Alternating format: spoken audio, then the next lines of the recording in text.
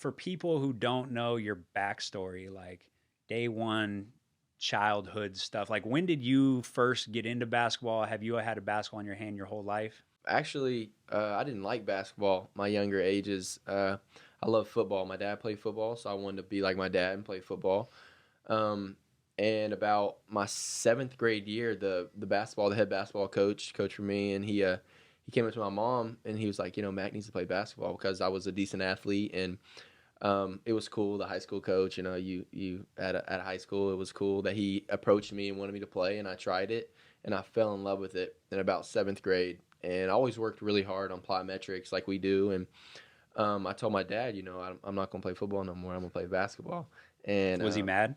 he wasn't. No, he supported me, but I was like, man, like for real, like I want to be great. Like I don't want to be good. Like let's get a plan. Like I want to be special and all this. And he worked with me. He was there every day. We worked, and that's kind of how it all started. And I felt Where did you get that mentality from at such a young age? Because some people, they have to learn that over 10, 15 years. They get to the NBA and then they learn how to be like a dog and work hard. How do you think that is that just natural? It was always in you? You always had that fire? Yeah, I always worked really hard. Even when I was in love with football as like a young kid, I was always running routes and working on my footwork. And it was something I had naturally. But like we were talking about earlier, I didn't know how to work. Like I just knew when I started playing basketball. Like my dad didn't know anything about basketball, so I was like working really hard, and that's what gave me confidence. Obviously, like I was doing like dumb drills that didn't translate, but I knew like I'm in the gym when no one else is. Like even if I'm doing something stupid, like I'm like, man, no one. That's giving me that confidence because I know nobody's working this hard. Yeah. And it helped me. It helped me with the confidence on the court and everything. So it was just something naturally I feel like I've always had. That's such a good point though that people don't like even consider is yeah, we want everything that we do to be smart and like good drills, but at the same time when you're doing work and you're doing different type of work, it gives you this different like confidence.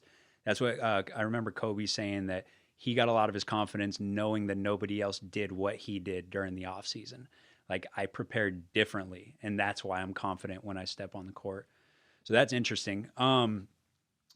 So how early did you get good? Like, were you the best player on the court from day one, or did it take some time? Not even close. Like I was, this is like a beautiful like story to me that means a lot. Like I went through a lot of losses, and I feel like those were the reasons I won. Like so I was terrible. I really wasn't good. I was just a defender actually, and I could pass, but I couldn't shoot. I couldn't make layups. So I was on this little travel team. I would probably like the eighth man or whatever. And the next year, I worked really hard, and I became like the sixth man and started some games. And then by the third year, I'm the best player on the team. So it's beautiful, like seeing that growth of working hard and it coming true, and taking those little steps. But and then after those 3 years, I went and played on a good team, an AU team that colleges look at. Sat the bench the whole entire year, like just almost embarrassed, just sitting the bench. And I was at the Adidas circuit, and I just wasn't playing. And I remember the coach at the end of the year, he's like, man, you're probably going to have to find a new team next year, or you're going to have to get a lot better.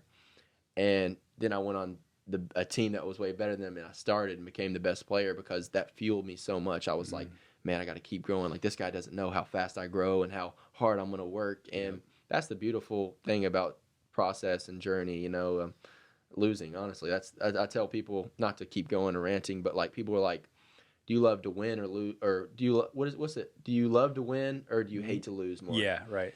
I think I love to lose more than anything because I love winning so much. Like I'm just that much closer to that win, when I lose, and I learn from those losses. But yeah, I love that.